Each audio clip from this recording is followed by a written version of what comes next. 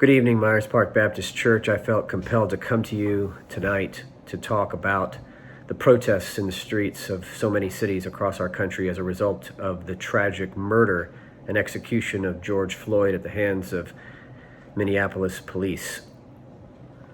We had protests here last night in Charlotte, which you may be reading about in the newspaper, and there is a protest planned again this evening, and I was fortunate to be invited by the mayor to come to a meeting of clergy today at noon. And I want to thank the mayor for convening this group. I thought our meeting was followed all safety precautions related to COVID-19 and was a productive meeting where I felt like the mayor said what she needed to say, and the clergy were able to communicate as well. We felt heard as clergy, I think, and we will continue to converse with the mayor. And what we learned from the mayor, I think, is extremely important, and that's why I wanted to talk to you tonight. We learned that the protests last night and the protests planned again for tonight were not organized by an organization or well-known organization here in Charlotte. None of the clergy were aware of the protests last night, and none of the clergy know the organizations involved, and we can't find an organization involved in the protest last night or the one that is scheduled for this evening.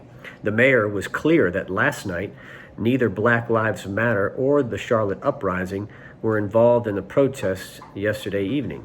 That's important to note because that is who was involved in the protests in 2016 as a result of the shooting death of Keith Lamont Scott. But that's not the case now. In fact, what we learned from clergy who were on the ground last night is that there were a number of provocateurs who were inciting the crowd to move from productive protest toward unproductive protest. I don't want to use the language of rioting or violence intentionally. I find those to be unhelpful.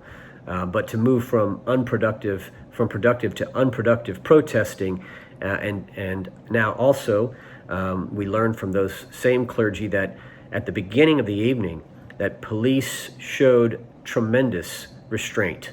A number of the clergy who were there, black clergy, mentioned to us that they were very proud of CMPD for showing as much restraint as they did yesterday evening.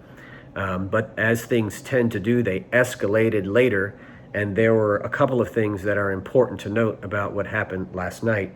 There was a white man and a white woman who were not anyone that any of our clergy knew, who were there instigating the crowd and provoking the crowd to take different kinds of action.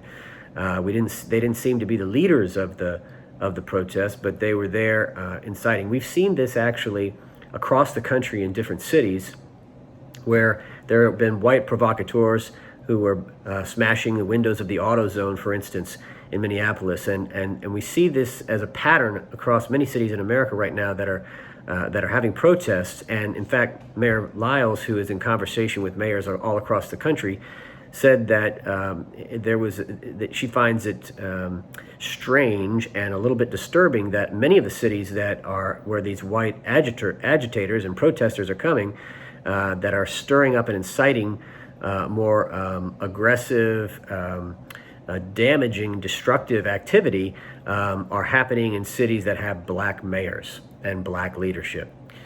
So there may be a concerted and coordinated effort here that we need to be careful of, which is why I would encourage you to look very carefully at who is organizing the vigils and the protests that you are planning to participate in.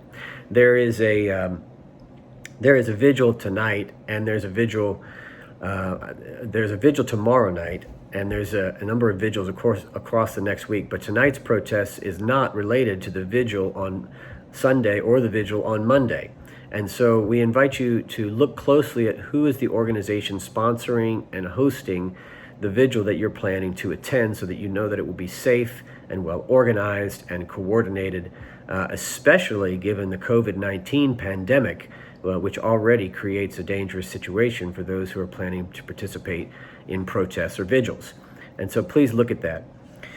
We know that the mayor is planning to have a press conference soon, and will possibly We think declare an emergency situation to find more resources to prepare for this evening's protest and the week ahead. The mayor is taking all the steps that she needs to take and being very thoughtful and careful in trying to communicate as best she can with clergy and other leaders in our city as she makes the steps that she has to make in response. I want to mention there was an important question about the relationship between property and people, and sometimes you hear this dichotomy of, well, they care more about property than people.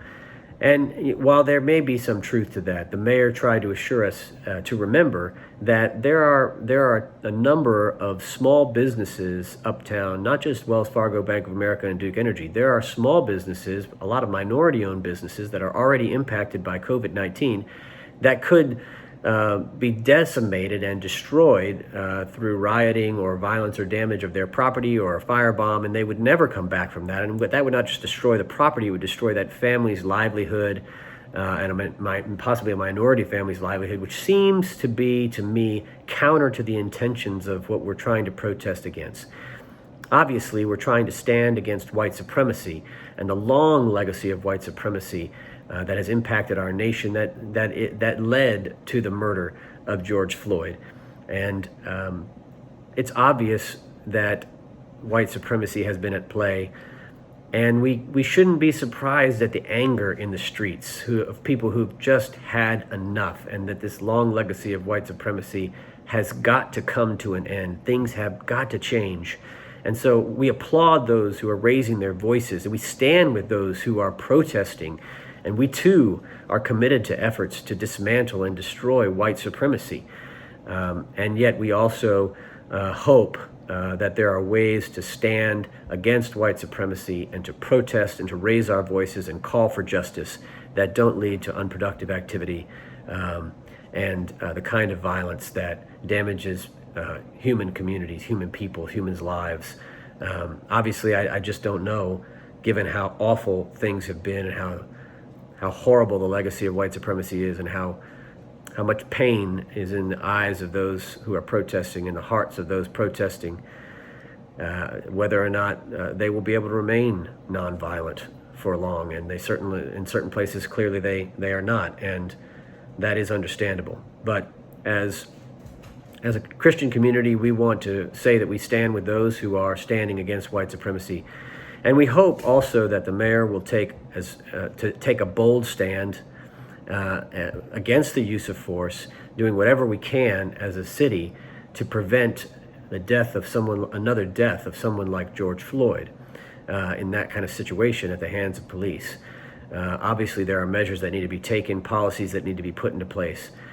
And I think more than anything, of course, this particular tragic and horrific execution, calls us as white Christians to examine our own whiteness and our own white supremacy and our own participation in a white supremacist system, and to unlearn our whiteness and to work toward justice and equity for all people.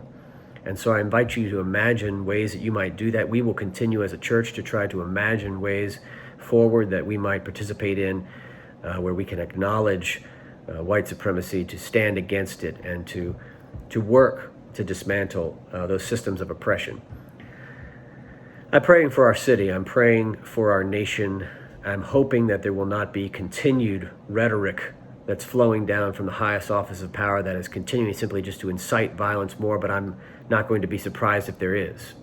I will say that we, as people committed to peace and justice and love, and who want to stand and dismantle white supremacy, will have to use the one weapon that we have, the strongest weapon that we have, which is our vote.